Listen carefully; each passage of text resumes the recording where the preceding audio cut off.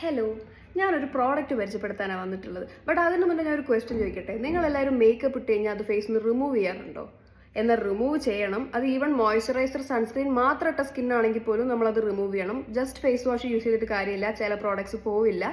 അപ്പോൾ അതിന് യൂസ് ചെയ്തുകൊണ്ടിരുന്നത് ഞാൻ ഒരു ആൽക്കഹോൾ ബേസ്ഡ് ആയിട്ടുള്ള ഒരു മേക്കപ്പ് റിമൂവർ ആയിരുന്നു. അപ്പോൾ അത് സ്കിന്ന് ഭയങ്കര ഫ്ലേക്കി ആക്കാൻ തുടങ്ങി, ഭയങ്കര ഡ്രൈ ആവുന്നു, വലിഞ്ഞു മുറുകുന്ന ഒരു ഫീല്. അവസാനം ഞാനൊരു പ്രോഡക്റ്റ് സ്വിച്ച് നടത്തി.